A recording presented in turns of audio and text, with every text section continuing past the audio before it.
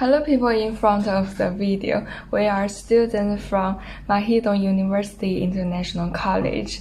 Today we are going to introduce a tropical rainforest indigenous people in Brazil known as the Kayapo and the threats they are facing in Amazon rainforest. Here are our group members: 石小月, Pansat, Pavani, and Li Gemiao. First, let me introduce this group of indigenous people. The Kayapo mainly legal controls an area of 10.6 million hectares of primary tropical forests, and they have the savanna in the southeastern Amazon region of Brazil. The number approximately 7,000 people scattered across the 46 villages in 5 territories. Luckily, the rainforest and the river can be protected efficiently by these indigenous people.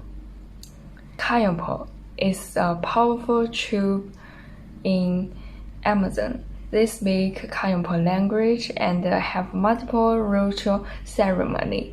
As you can see, they wear the colorful feather headwear, which means a symbol of the sun.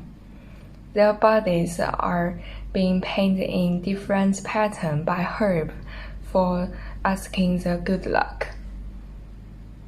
Kayapo people mainly use 2 ways to survive. This is a type of farming where land is cultivated for a few years, after which the people move to a new area. New farmland is cleared and the old farm is allowed to lie fallow and replenish itself. The particularly type of shifting agriculture employed most frequently by the Kayapo people is slash and burn techniques. This process allows forest area to be cut down and burned in order for cultivation of the land to take place. The second one is fish hunting. Kayapo people are great hunters. They live close to the single river, so using this extremely great geographic advantage, they get fish from it as protein. The Kayapos believe that after a person dies, he will go to the village where he died, where some people sleep during the day and hunt at night. Old people will get younger and children will gradually grow up in that place. They believe that they will have their own traditional assembling buildings in the village of the afterlife. It is said that Kayapo women can only visit briefly and provide food to their male relatives. Kayapos were threatened by ranchers, loggers, and gold miners on the border, and finally converted its land after fighting in the 1980s and 1990s. But this area in the southeastern Amazon lacks proper governance. There are still many violent conflicts on land, illegal logging, gold mining, and other corruption phenomena. And there is still a lot of lack of laws on these aspects. Kayapo has acquired official land rights in Amazon rainforest in small countries as South Korea or Iceland. Kayapo covers an area of 110,000 square kilometers and protects a complete original forest ecosystem, which is the last large forest surviving in the entire southeastern Amazon region. The Amazon is one of the most biologically diverse places on the planet. There are more than 3 million kinds of trees living in this rainforest. 2,500 tree species of them contribute to the establishment and maintenance of this active ecosystem. The Kayapos use black body paint covering their entire bodies. They believe that the old generation learned their social skills from insects, such as bees, so they paint their bodies to protect them and to better communicate with the spirit. This is why mothers and children paint each other's body with patterns that look like animal or insect markings. The chart indicates rises in deforestation of the Amazon rainforest. The recent trend showed tremendous rise in the forest loss from 2016 to 2019. President Bolsonaro vows to open indigenous lands to development and integrate indigenous people into the national society. In other words, to destroy huge areas of forest and throw indigenous people into the pit of inequality, poverty, and disenfranchisement. The Kayapo's land is also under threat from logging, and some farmer wants to clear rainforests to make fields for cattle. Kayapo lands are located in the midst of one of the world's highest deforestation regions, an agricultural frontier with expanding road network and little of any form of law enforcement. Kayapo have fiercely protected their vast territory, but face increased pressure from illegal incursions for gold mining, logging, commercial fishing, and ranching. The NGO alliances provide the Kayapo with new tools to monitor and control the territory, and by about 2010, the Kayapo are successfully defending most of their territory. With the election of a new government in 2019, the struggle ramped up. Commercial loggers have also contributed to the destruction of the Amazon jungle by providing tropical hardwood for construction in Japan, Western Europe, and the United States. The destruction of so many trees contributes to carbon dioxide pollution in the atmosphere and global warming. Mining is yet another threat to the way of life of the Kayapos and other Amazon peoples. Smelting furnaces need charcoal, and much of it is taken from irreplaceable virgin forests. A harmful byproduct of the Amazon gold rush has been introduced of new diseases to which the Kayapos have no natural immunity. Also, mercury poisoning affects Amerindian communities downstream from mining activities. Most Kayapos continue to teach their young people the skills necessary to survive in the rainforest. These include hunting, fishing, trekking, and making and using canoes, growing vegetables, beading, body paint preparations, and cooking skills Kayapos are expected to know. Some missionaries in the Single River area have attempted to offer a more Western-style education, including reading and writing. However, many of the Kayapos have been extremely wary of accepting this kind of schooling. They are concerned that their children will lose to them and will forget traditional skills. Recently, in a protected area in the Single Reservation, a school was set up to teach children from various tribes. They learn reading, writing, arithmetic, and receive information about the way people outside their own culture live. Many activities in the Amazon threaten a way of life the Hayabos want to preserve. Poverty, population explosion, and an unequal system of land ownership have driven many people into the Amazon region in search of land. Deforestation of the Amazon is occurring at a rapid rate. This destruction is accelerated by the activities of the cattle ranchers who grow beef for export to fast food chains in the United States. Land that is overgrazed by cattle quickly becomes completely barren. Some Amerindian groups, including the Kayapos, have been attacked and murdered in search for land.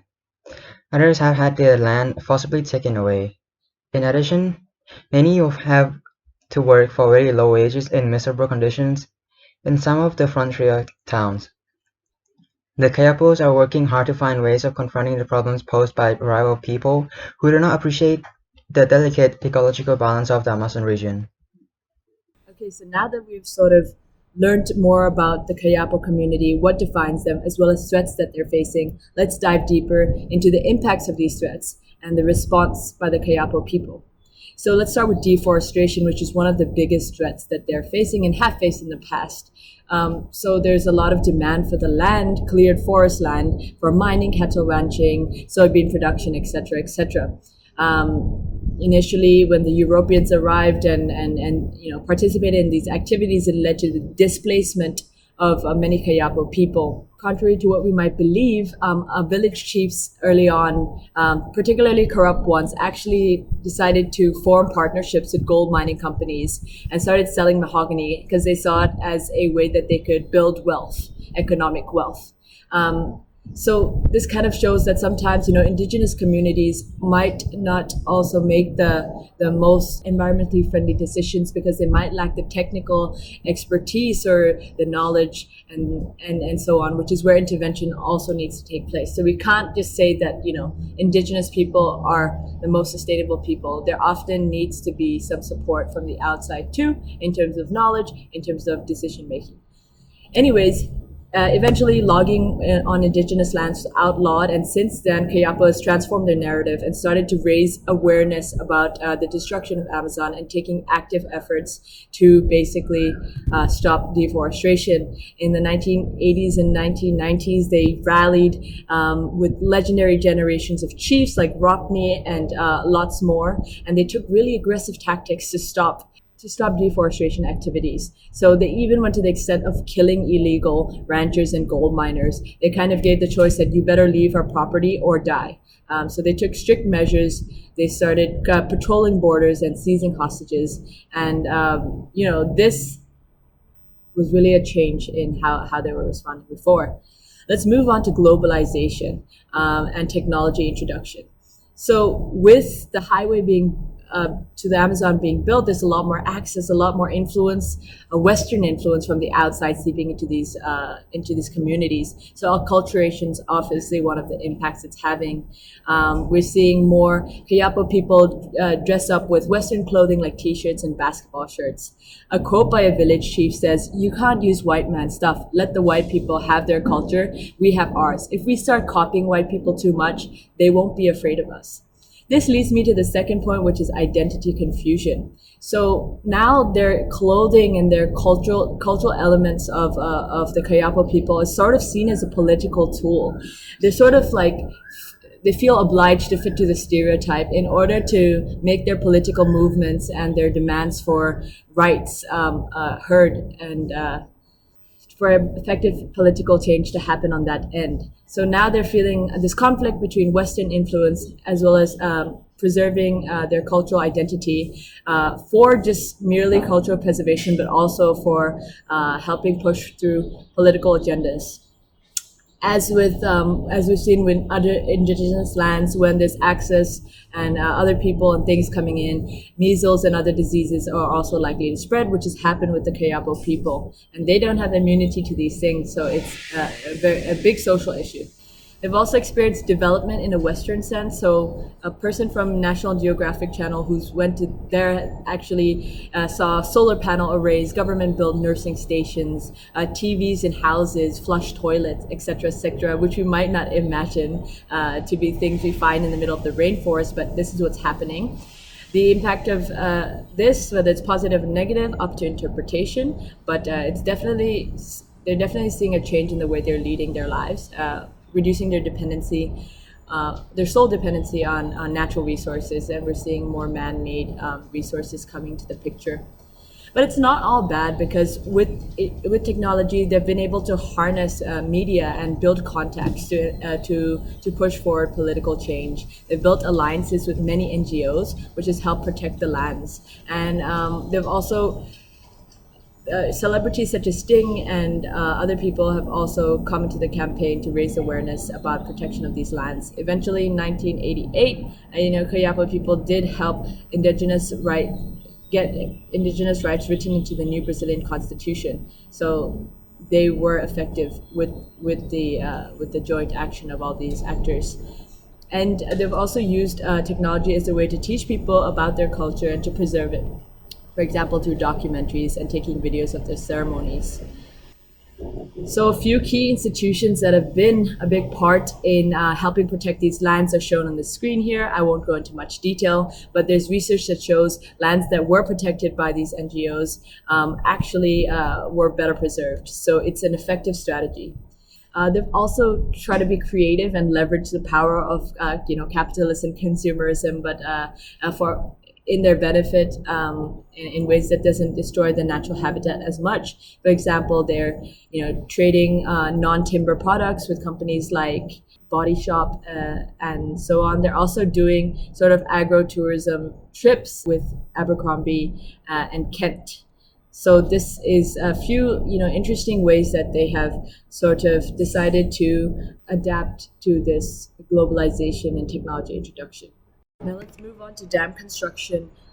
This has been a huge threat to the Kayapo community as they rely on the Xingu River, which is the main water body around the tribal community, which they depend on for fishing and their livelihoods. But there's been proposals of dam creation, and a lot of resistance has resulted in response. So the Carraro Dam project in 1989 was met by a lot of outrage by the media, international figures, local communities.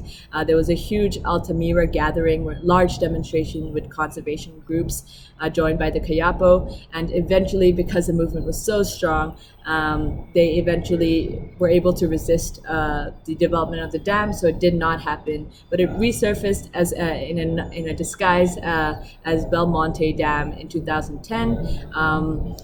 Despite the protests again and the calling to stop the dam creation by many actors, local and international, they were not able to stop it this time. The dam development went through. This impact is sort of divided the country because there are advocates that deem that the dam is necessary for electricity generation, but the opposition believes that the environmental and social consequences are too high. So it's sort of divided the country in that sense. It's obviously impacted the livelihoods of the Kayapo people, displacing over 50,000 people, making a lot of people lose their livelihoods in the process as well, such as their fishing livelihoods. So what can be done going forward? Because we know that it's really important to preserve these communities that are preserving one of the most richest and important natural resource that we have in the world. So number one, we really need to start including the indigenous people in meetings about projects in their lands and water resources. They know these lands the best, and they also should have the rights and the voting power and a say when it comes to policy development and so on. We also should continue cooperation with effective NGOs and international figureheads that are not financed by the government, ideally, because that can be problematic when the government is not on the side of protecting the environment. And we also need progressive policies to protect the Amazon rainforest. Right now, we're seeing a lot of backward policies. The new president is changing the narrative to look at solely as an economic resource and dismissing a lot of the ecosystem services that the natural resources provide. So we need to create good policies to protect the Amazon and the indigenous lands and the indigenous people while considering all these intricacies. We also want to set up and administer local indigenous NGOs so that they're not too over reliant on international support. And other basic strategies that's recommended is obviously building public awareness, recognizing the role of these indigenous tribes in conservation, and bridging the gap between policy and practice, and to make sure we don't speak for the indigenous people, but we help make their voices heard. That's really, really important. And we can always learn from stories of progress. For example, with the ethnic tribes in Canada and different places, we should learn from these success stories. So let's come together and protect our heritage. Thank you so much for listening, and we hope you learned something from this presentation.